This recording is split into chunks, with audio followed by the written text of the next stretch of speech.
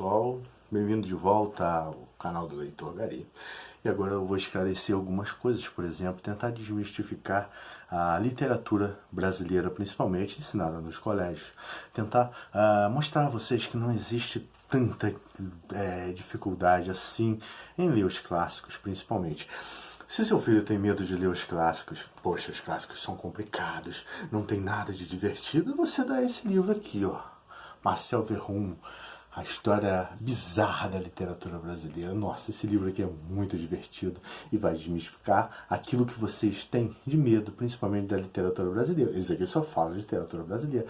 Tem um ou outro lance, mas só fala nisso. Porque eu sei que os professores pedem livros terríveis como Memórias Póstumas de Brás Cubas e Dom Casmurro. São livros difíceis, principalmente porque Machado de Assis... não são livros difíceis, são livros que estão num tempo diferente do nosso, que se movem de forma diferente da forma com que nós vivemos hoje em dia. Então parecem ser difíceis, mas não são. Não é esse o problema. Não é esse o problema. Eu sei que parece ser complicado você trabalhar com esse tipo de livro, mas o que falta de repente é interesse dos alunos. Eu sei, o 15 de Raquel de Queiroz. Nossa, esse livro aqui é muito pesado, pelo menos para começo lá, para os meninos. Os professores pedem muito, as faculdades brasileiras pedem muito. Vidas Secas, Graciliano Ramos, São Bernardo de Graciliano Ramos. E aí a gente sempre fala, eu sempre pensei assim também quando eu era bem mais jovem, eu pensava da seguinte forma: por que os professores não pedem livros mais interessantes? Porque não é possível que em todo lugar se use uma literatura tão difícil para trabalhar com literatura. Claro, a gente pode estar pensando assim, poxa, o professor podia passar realmente, sei lá, Harry Potter, a Pedra Filosofal.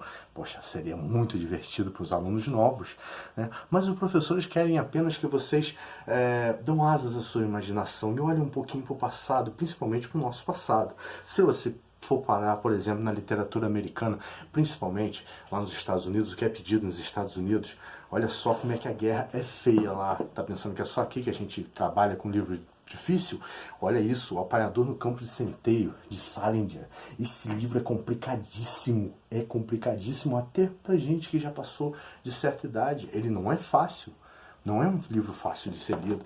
Laranja Mecânica, esse livro aqui, ele tem uma linguagem própria. Esse livro tem uma linguagem própria. E esse aqui, o William Golding, O Senhor das Moscas.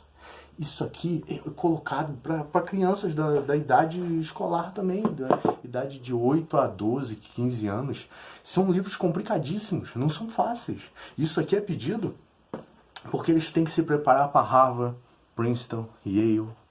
Não é fácil você entrar nesse tipo de faculdade. E todos esses livros são pedidos lá. Todo esse livro, isso aqui, literatura inglesa, literatura americana, Hamlet, por exemplo, Otelo, sempre é pedido.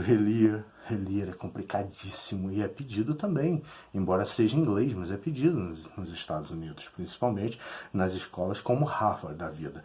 Então, quando você vem para Memórias Póstumas de Brás Cubas, você chega para o aluno e diz: nossa, Memórias Póstumas de Brás Cubas é um livro que você tem que entender a solidão do personagem. Não, é só você dizer assim: isso aqui, querido, isso aqui é um defunto autor, ou um autor defunto, olha só.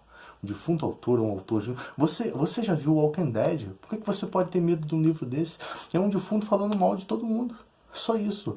Dom Casmurro é aquele pobre coitado bêbado que fica, toma uns e outros e fica na beira na frente da barraca cantando Largadas Traças. Ai, Capitu me traiu, ai, não traiu, ah, meu Deus. É só isso. Ah, essa criança não parece comigo. Bota isso na cabeça deles, eles vão ver que isso não é tão difícil assim, não é tão complicado. Aqui, o 15 é de 1915, quando houve aquela seca terrível no Nordeste. Fala sobre isso para as pessoas, vai humanizar o livro, não fala o 15 de Raquel de Queiroz, fala isso, é um livro sobre a seca.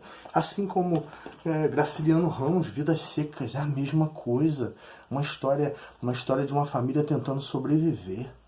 A história de uma família tentando sobreviver à seca, sobreviver ao sol.